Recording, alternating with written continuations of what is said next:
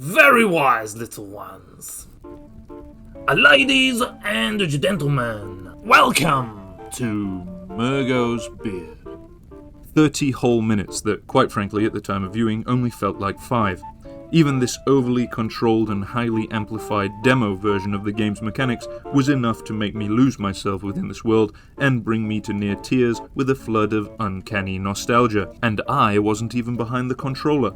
Either I'm a blind, Fable-biased and overly positive fanboyish fool, which clearly I'm not, or this game is 10 out of 10 pure perfection. Anyway, it was a big one, and honestly, trying to make a deep dive of a mechanics demo is difficult because, well, it's a demo. There's not going to be any hidden secrets now, are there? It's literally built purely for the purpose of showcasing as many of the game's life sim mechanics as they possibly can, forcefully ramming everything into a mere 30 minutes. Clearly, we should not expect to achieve the same lightning-fast results when we play. Once again, this was a demo. I was going to address the petty complaints directly, but then I remembered a good creator respects their audience intelligence. And I'm overwhelmingly confident in the sheer cognitive prowess of every single one of you intellectuals here today. After all, you're Murgo's Beard enjoyers, where every video you watch causes a 0.3% growth to brain size. So enough of that, let's just watch the entire demo again, but at 3000% speed, hitting the brakes whenever I spot something you understandably did not. If that ever happens to be the case, please leave a like of appreciation for your newfound knowledge. If you did spot what I spotted, then by all means be a braggart about it below. And finally, if you think you spotted something I didn't, feel free to enlighten me as well. There's an article with Xbox Wire answering a lot of questions one may have come up with after watching this demo. As usual, I'll reference that if necessary, but for any extra interested folk who haven't read it yet, I'll link it in the description.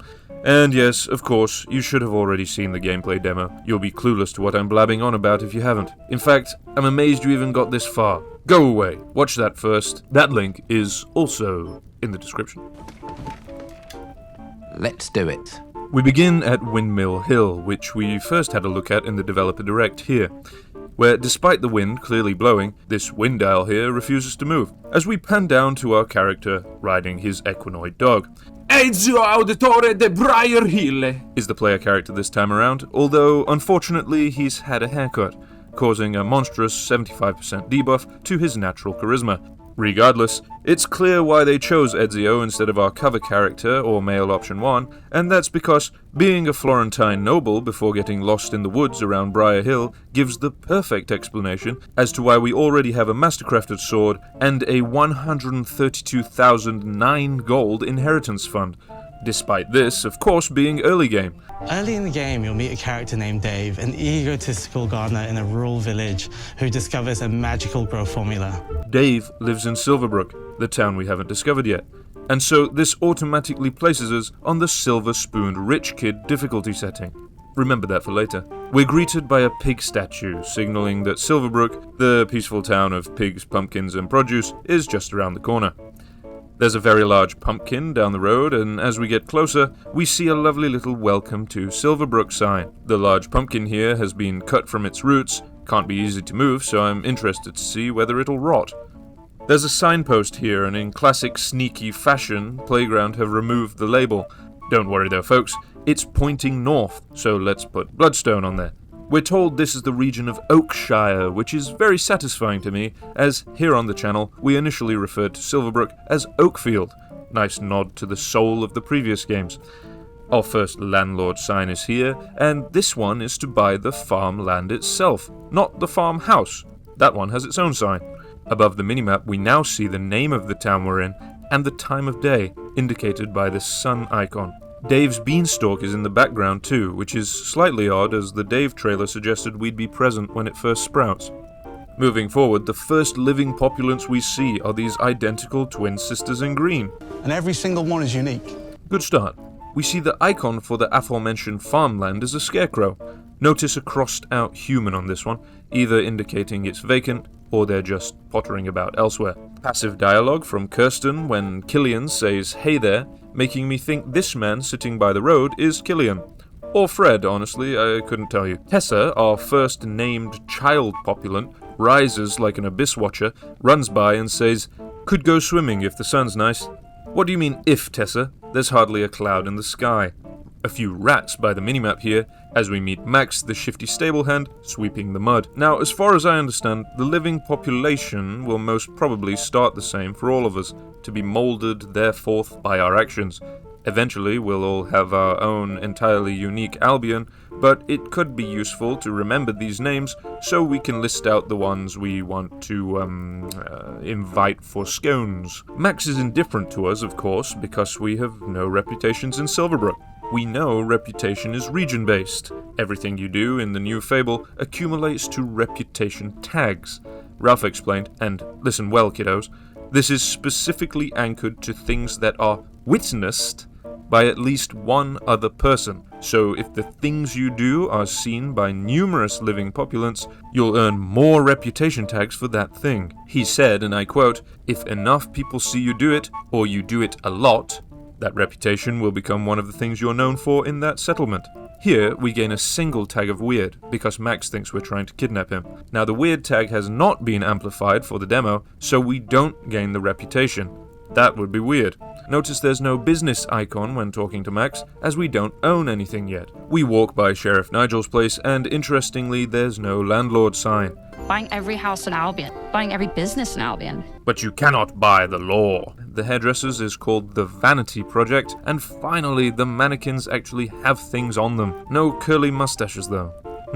Here's Zura, the laid-back commoner. Remember her? And Ben. John the Butcher notices and calls out to us, and I like this. No large exclamation marks or unimmersive quest pointers, just 2 small blue dots on the minimap, and he'll probably continue to shout out at us until we interact with him. Interested to see if they'll stay there all night, or if we just stand close by, could we witness John, Oliver, and Colin sort this problem themselves. Reversed just a tad, the bakery is called Great Baps. Now, viewers from the US, I realize I may have to do quite a lot of translation in this one. For starters, a bap is, I believe, what you would call a bun. We Brits also possess an alarming number of more regional bread-related words, including cob, butty, or even sarnie. Try not to be thrown off the next time you hear one. I can't quite read what the sign says, but it looks a little bit like odds and sods. But it's probably a general store because there's a jug and what looks like some food on there. Kablam, son, that's right! Apologies. It should be noticed that the notice board has 3 notices on it to be noticed. There's a few interesting points during this sequence. Firstly, Mr. Littler states this is not a cutscene event, and there's a whopping 2 hours of those high-fidelity trailer-like cutscenes in the final game. Secondly, we get 2 reputations from a single tag, those being Shrewd and Virtuous at the end here. However, we do not gain Merciful as a reputation. Why? Because, seeing as the living population are handcrafted, Playground knew exactly which reputation traits they'd need and where each populant would be, in order to have this demo run smoothly. It wouldn't surprise me if they rehearsed this a few hundred times. And thirdly, seems there's lots of forgetful living populants in Silverbrook. During this sequence, 5 different NPCs start walking behind Oliver towards the Silver Trough before realizing they've left their keys in the front door, suddenly spinning 180 degrees and continuing in the other direction. There's a lot of talk about the animation and facial synchronization. It's obviously not perfect. You can see where the mouth tries to make the correct shapes, but it's not quite there yet. Wouldn't worry though, there's still half a year to polish, and honestly, if the 2 hours of high-fidelity cutscenes are as good as the trailers, this is probably something I can look past. 2,000 gold. That seems pretty steep. Not for Ezio, it isn't. Also, this part at the end with Colin is absolute gold. There's been reports of strange things happening around here. Like what? Moving on, do you remember that notice board to be noticed? There's now a whopping 7 notices on the notice board, which communicates to me that these are tied directly to the reputation. Gain reputation, gain requests on the board.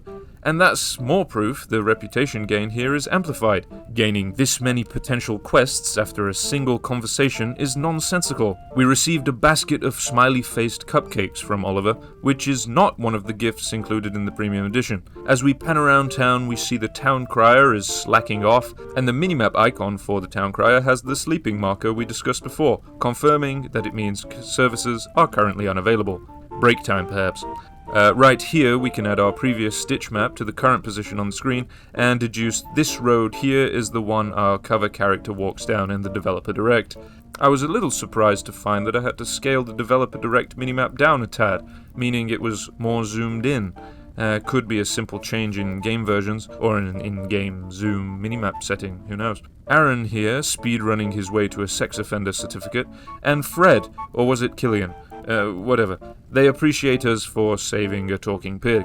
Aaron again calls out to us, "Save me, hero, save me," he says.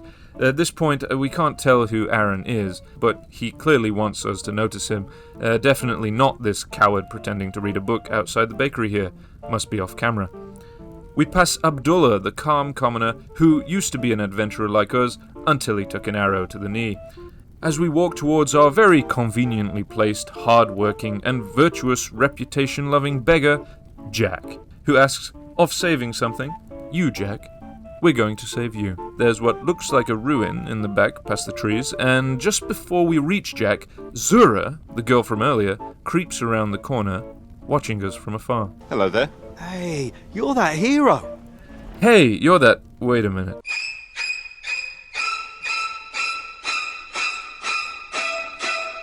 We find out the mysterious icon is give money. Interestingly, it's a separate action to gift, and we don't seem to have the ability to choose the exact amount of money either.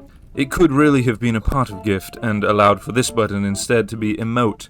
I'm still holding my breath and hoping for emotes, by the way, but so far there's no signs. They use the feature in an attempt to show us how we slowly gain reputation over repeated actions. However, this too is clearly amplified. We need 2 instances of kind this time to acquire the kind reputation. We leave Jack and instantly see conflicting opinions beginning to grow in town. As, straight after being labelled a breath of fresh air, Ethan mockingly calls us a do-gooder. What's crazy is he apparently likes us, as indicated by the green mask. These opinionated populants, already solidifying their place at the scone party. More evidence towards Jack the Beggar being a deranged void entity in disguise as he shouts, "Hey, it's that hero that did that thing that time," not 10 seconds after we finish talking to him. Psychopathic behavior. As we enter Odds and Sods, the general store. US viewers, sod is a brilliantly versatile word, which means, well, whatever you want it to at the time, really. Expect to hear it a lot in Albion. The usage here is even a new one for me, but it's simply being used because it rhymes with odds to mean things. But you shouldn't worry your little socks about that now, should you, poppets? The carpet is primed to trip and kill any old sod who isn't fully aware of their surroundings. See how I use sod again there? Yeah, you're welcome. Doing my deal to save Colin gave me a shrewd reputation, and Megan here is a fan. What were the chances of that, eh? Browse goods appears this time, and here's the best part, romance. Now, notice how romance has a small arrow at the bottom of it. I reckon if you choose an arrowed icon, it'll bring up a new subset of icons within that one. In fact, seeing as there's no arrowed or mutual icons here with Rosamund, I strongly believe these icons are those we'll see after selecting the romance option. Clear confirmation. Phew.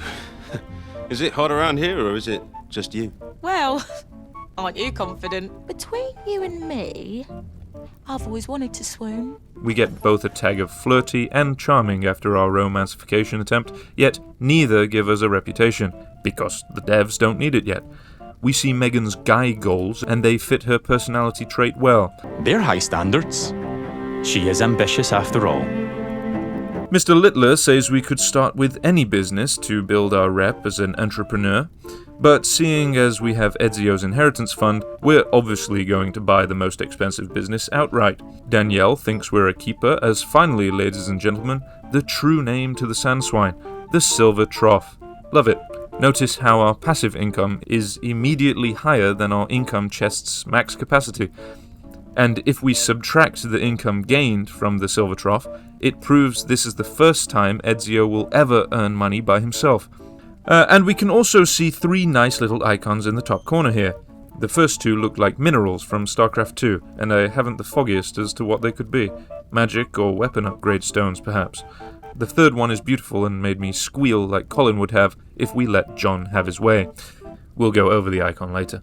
Now I can set prices and wages, and I can manage the staff. The pub's understaffed though. As the new owner, I should probably sort that out. And guess what? I know just the hard-working fellow. Let's go back to Max the stable hand. Got a job, if you're interested. I don't deal with randos. Megan the merchant. Got a job, if you're interested. You have a smashing day. What, is that a no? Colin. Got a job, if you're interested. Like what? Never mind. Oh, don't make me ask the beggar. That's far beneath a Florentine noble such as myself. I will not have it. I can probably do that, yeah. Cock. In the walk over to Jack, we meet Danielle, the laid-back commoner, who compliments us yet again. Kathleen, very appropriately, as we just bought the tavern, says she's on the market too. Oh, witty. Lucas, the free-spirited here, and Wendy, the smug town crier. Lana calls us a wet wipe, or a weenie, as yet again a single tag of entrepreneur was enough to gain the reputation. Seeing as the Silver Trough probably is the biggest business in town, I can actually understand this one, but still, I think it's boosted for demo reasons.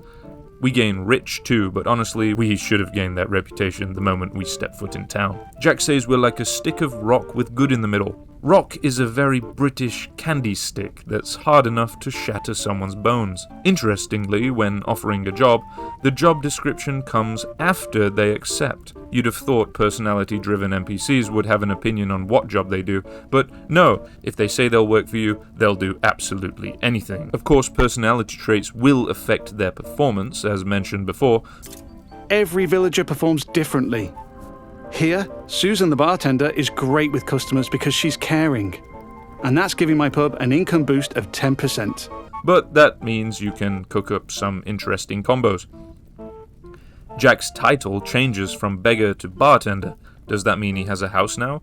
Or perhaps we let him sleep in the pub? Jack says, I bet they'd help with anything. Willow says we're incredible, and Robin, in a voice disturbingly similar to Jack's, says, What a cheeky chava. During our walk to the tailor's, as Will details our cosmetic options, we see Max is still sweeping the same bit of mud he was 10 minutes ago.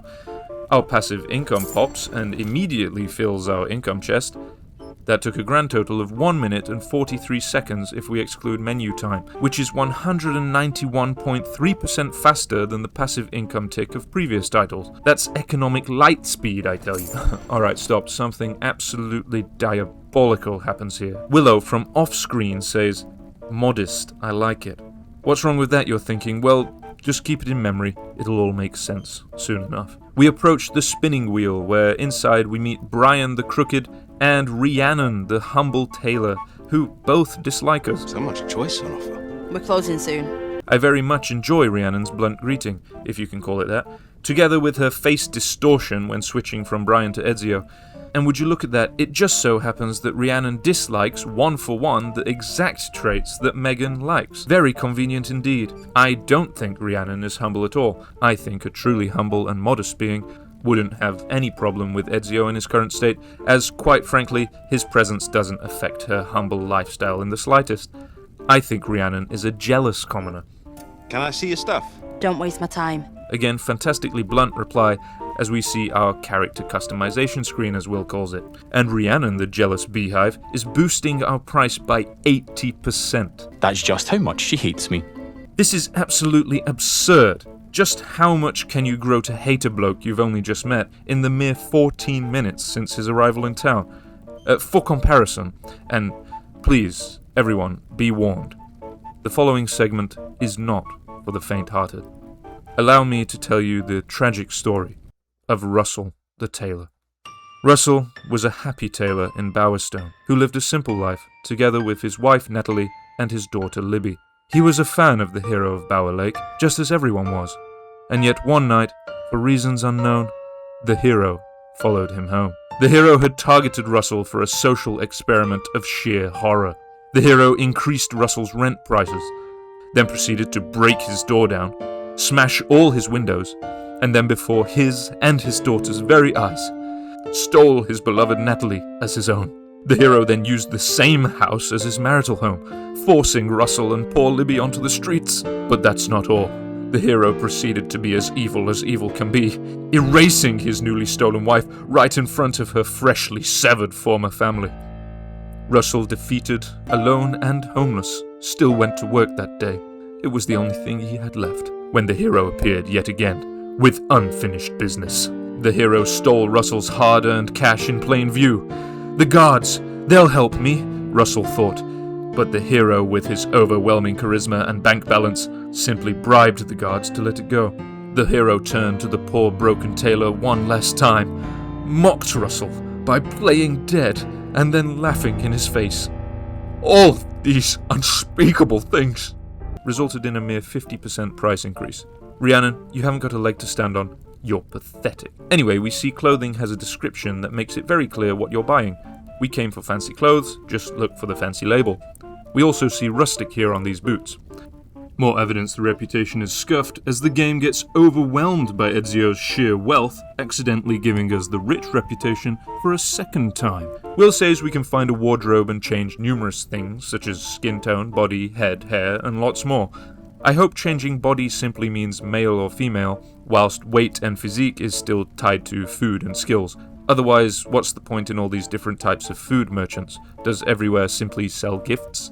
That's no fun at all, is it? Also, interesting that we can change our head and body at any time during our playthrough. I wonder if this means all living populants are bisexual, and indifferent to physical looks. In previous games, an NPC's sexual preference was very clearly noted, and surely it would be a shock for Megan to come home one day to a woman of an entirely different ethnicity claiming to be her famous hero husband. So I do wonder how that's going to work. Back to the shop, we have headwear, eyewear, tops, bottoms, and shoes. For any wondering whether clothing is gender-locked, no, we see both variants clearly. The thing that got me here was there's a whole tab for a single pair of glasses, but gloves are an integrated part of tops, despite there clearly being a separated pair of gloves on the counter here. I wonder if there'll be style toggles on the clothing, or maybe there'll be more tabs depending on what's in stock. I like how the icon for browse goods has changed to a shirt here. Nice little detail. We give Rhiannon a little side wave, and she replies with a get out shoe gesture. There's a pop-up showing we have the Uffbridge Ensemble, which most likely allows us to equip the entire outfit without selecting each piece separately. Here's the people screen, where we can see tracked NPCs, and this gives us an answer to the bookmark option during interaction. Something I noticed and can't quite figure out, some of these icons are white outlined, whilst some are grey. I thought perhaps it indicates getting closer to closing time, but then the butchers and woodcutters here are bright white, so maybe not. Mr. Littler says we're short on cash, which isn't exactly true, but let's go collect our Lightspeed passive income anyway. We step outside when, Oscar says exactly the same line Tessa said earlier. NPC dialogue, low roll right there. We meet Lana, the materialistic commoner who called us a wet wipe earlier. You would have thought a materialistic person would like a rich boy, but she doesn't. And we see Ben, the dodgy commoner, again, about to walk down the same street he did earlier. As we pass Wendy, we're told we can essentially buy reputation from the town crier for a large fee. Wendy has a bell in her hand, and a spare bell to the side just in case the first one's batteries run out. Fred wants investment advice, and a second low roll. There's no subtitles, but as Fred speaks, if we listen closely, we can hear, "Save me, hero, save me." The same line Aaron blurted out before. Here I am at the Silver Trough, now under new management. Inside is Zora, who we officially meet for the first time after spotting her stalkers earlier, when... oh no, low rolls again. Nina echoing Ethan from earlier. Susan, the caring bartender, our star employee, fancies us because we're kind, and surely if the fancy mask is shown, we don't have to tick any extra boxes for a dating opportunity. And there's Jack. Watch his body language here. First, a suspicious, "What? I wasn't thinking about world domination," flustered head shake movement, followed by a Jedi mind trick. You don't need to see his identification. We don't need to see his identification. You knew I'd work out, boss. I knew you'd work out, Jack. Then check his expression as we turn away. I'm onto you, Jack. I know what you really are. This made me smile. Perhaps you noticed the pig door on the way in. It's funny that we accommodate talking pigs whilst having a fresh hog roast on the spit. Just evil, really. Zora is now necking her pint like she's got somewhere important to be. Maybe she's noticed we're leaving and she's going to stalk us some more. No, surely not. And here's Aaron, the hero-admiring commoner. Oh, and look, he fancies us. Yes, this is the same Aaron that was throwing inappropriacies in the town square earlier, and what makes it worse is he really was the coward pretending to read. I hope you like scones, Aaron. You're already on my list. Susan calls out to us again. Watch that, Susan. You'll scare off the customers. There's income chests in any property we own, which is nice because I'm a min-max type and would have been setting alarms as I play to make sure I pick up optimally. We see that with a full chest, we can choose to collect or upgrade the chest's capacity. And look at that, our passive income has increased a whopping 61.1% simply from hiring Jack. Almost like some dark forces are at play or something. As Mr. Littler chooses collect, let's have a count at how long it takes for the next passive income pop. Prepare for another case of economic light speed. No, light speed is too slow. Light speed too slow? Yes, we're gonna have to go right to ludicrous speed. Ludicrous speed! Go!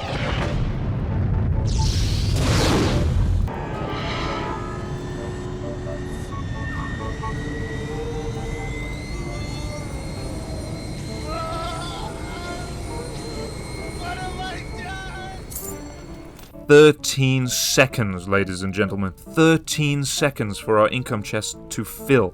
Ezio hadn't even stepped foot out the building yet. That's an astounding 2,203% faster than previous games. What are you playing at, Playground? Wait, 13, the single most feared superstitious number in British history. Whilst inside the same building that's already being magically boosted by Jack of the beggar, the bartender. Too many coincidences overlapping, I can't unsee the truths. Outside is Christine, the underhanded commoner, and take note she currently dislikes us. As Mr. Littler says, let's go house hunting.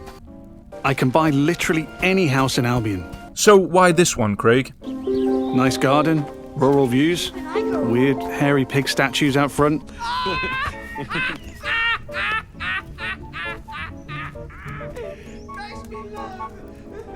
Tom the child verbally outbursts his utterly impossible dreams. There's an interact icon on the door handle as we approach the sign, suggesting we can knock or break in. There's space for 5 people in the house, which is surprisingly one more than a 450,000 gold mansion in Bowerminster. Someone's getting the Harry Potter treatment. But oh no, we don't have enough money. Whatever will we do? There's a blacksmith just down the road. Hopefully I can go earn enough gold there. Hopefully. Right. Zura, seriously? This is getting a little creepy now. Let's just ignore her and walk straight past. Oh, she thinks we're pure. Let's get some distance quickly before... Oh. Leave now and never come back! Personally, I would have chosen this house. Nice garden, rural view, weird Peter Molyneux-shaped head door out front.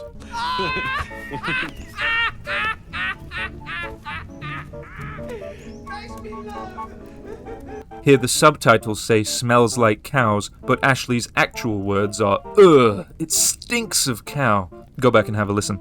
The sign on the blacksmith's is red and reads not for sale, but it's open source and we can still work there.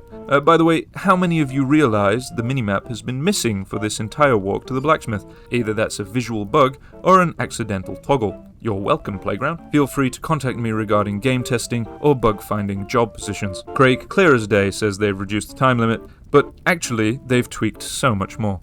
Firstly, we've 0 experience. This is literally Ezio's first time at the anvil.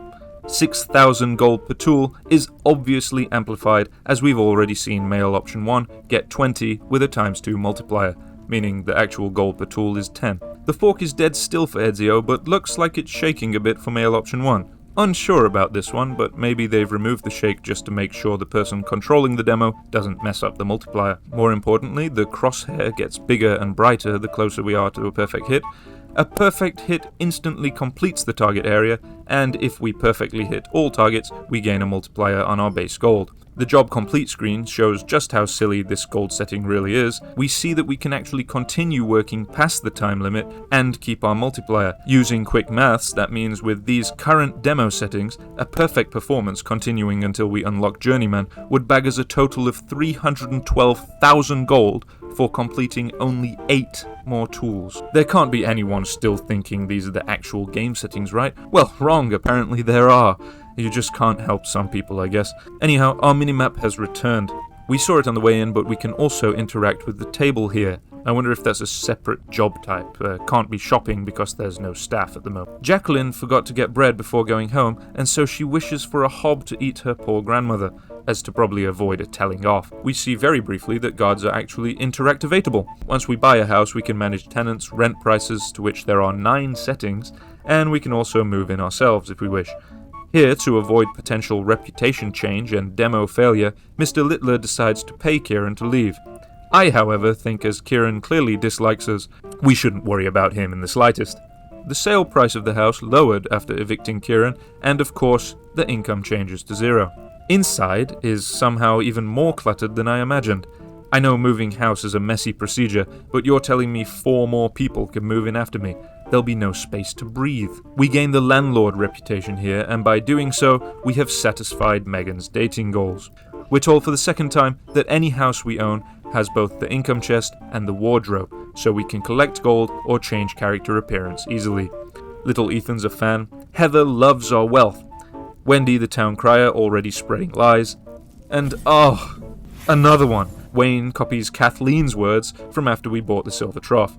That's 4 times now. As we pan towards Megan, we briefly see that the shop's chest is actually interactivatifyable. Looks like thievery's back on the menu, boys. This time our date proposal works, and Megan is chuffed to bits. Or totally stoked, you might say, I don't know. Giving a gift affects the chance of dating success. Simple. We see our date where Ezio explains Dragon Ball Ki Blasts to Megan, and we're told it was a success. I think I like this style better than having to do a fetch and escort quest like you did in Fable 3. Afternoon ticks as we see the icon atop our minimap change, and notice seeing as Megan is actually with us, Odds and Sods map icon has changed to unmanned, meaning the sleeping icon from before is definitely break time. Megan says the date was brill, which is simply short for brilliant. I personally say brill quite a lot, so yeah, that's awesome. Let love grow, it says, meaning NPCs might think, whoa, hold your horses, if you instantly propose. Interestingly, this icon really is just have child. I guess that means sleep with could instead result in surprise children, whereas have child is explicitly planned children. Just like previous games, we'll have to keep Megan happy or she'll leave us. I never actually tried it in Fable 3, but I'm pretty sure in Fable 2 if you get divorced, your ex-wife just leaves the area and vanishes from the game. In this Fable, they won't do that, they'll stick around and remember what you did.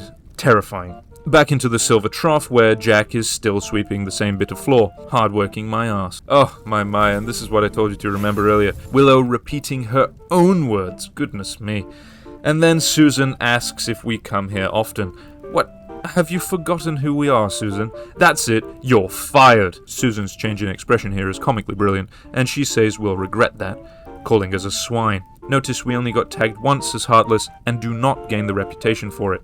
Her title changes to Susan the Beggar, not simply Susan, which I guess confirms that pub staff also live here, and now she has nowhere to sleep. Alice doesn't like us, a skinflint she calls us, which means cheapskate, so she's clearly delusional. As collectively in the 20 minutes we've been here, I think we've spent a number in gold, larger than any Silverbrookian can even read. And Nelson calls us a wazzock, which, I don't know, doofus perhaps?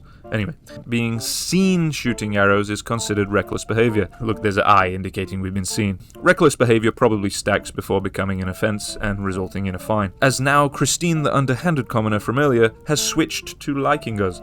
I wonder what made that happen. Tony here wasn't happy about the arrows, and neither was Alan, who calls us a stonker. I guess that's a bit like calling someone a big stinky, at least that's what I thought in this context. As we cripple Abdullah, Wendy calls, "The shops are now closing!" We get a tag of violent and branded a criminal for assault. All shop icons change to show they cannot be used whilst the criminal status is applied. And look at this, 3 guards all spawn at the same spot behind this wall, and the way at which they waddle over to us. Good lord, it's goofy. Anyway, people, remember, we're on Silver Spooned Rich Kid difficulty, so if any of these guards actually hit Ezio, he's going to tell Daddy. and no self-respecting lawman wants to deal with that. The following is not a combat showcase as such, it's a style weaving showcase, and so I'm going to ignore how obviously easy this is and focus on what Ezio's actually doing. The first block we make puts us in a small action scene, just like here in the Dave trailer. And that single block, because of our master-crafted late-game sword, depletes the guard's entire guard bar, so we can then just one-shot him. We see XP orbs, and my goodness, I got so giddy when these popped out of the body. That's what our third collectible icon was on the map screen earlier. Wonderful to see them again. Blue experience orbs seem to fly to our character themselves, but the green ones sometimes don't. Maybe we have to be close enough to collect the green ones. So again, obviously, looking past the laughable display put on by the guards, I very much like what I see.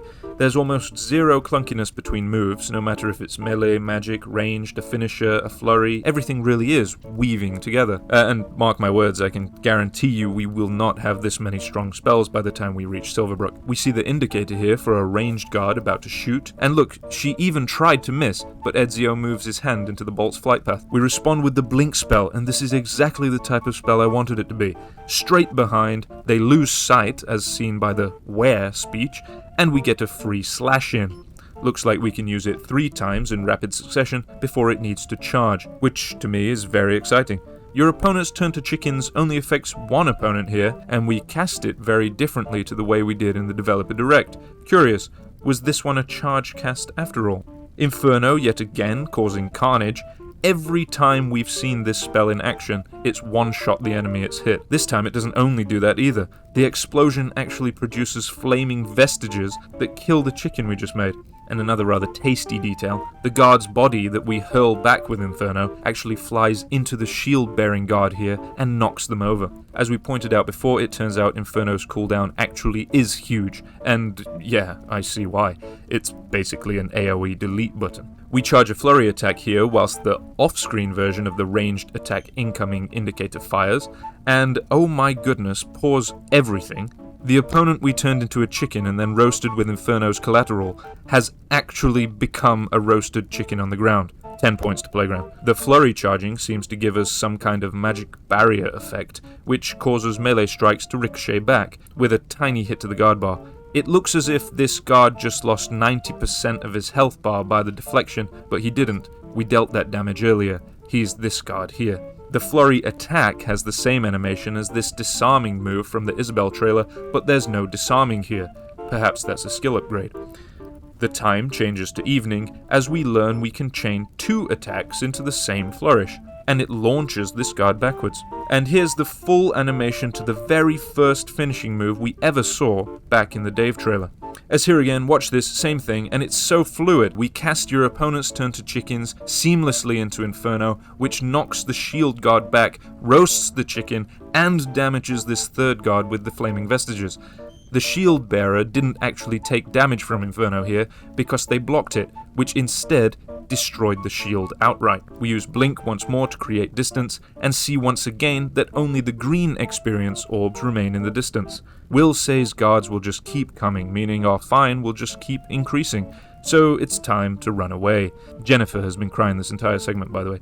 We vault, hey, and unsheath the air.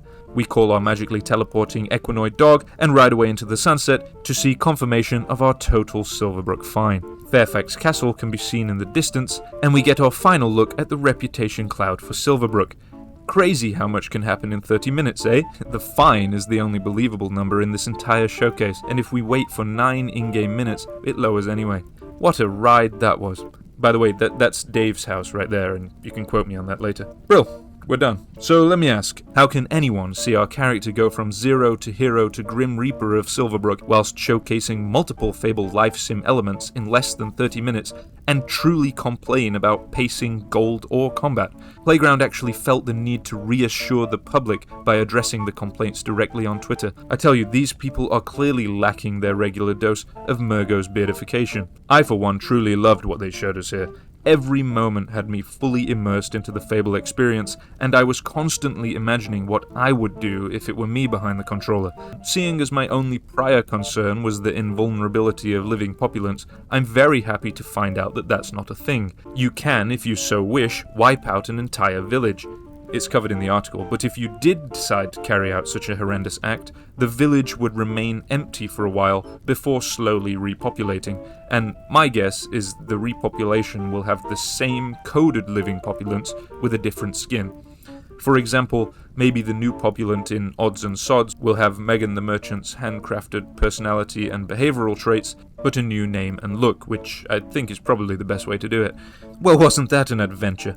To any still watching, give yourself a big pat on the back. I truly appreciate the time you've taken from your day to watch me point out the unnecessary. My previous breakdown was received wondrously, and the guild has increased by over 200 heroes. Unbelievable. Gratitude as always. Legendary coffee heroes, the production speed I've managed this month is at large thanks to you.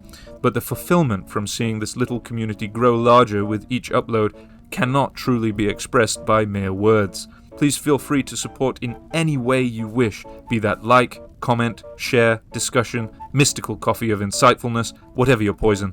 Much love to you all. I'll be keeping my eyes peeled for more Fable goodies we can get our hands on, but for now, that's enough from me. I'll see you in the next one.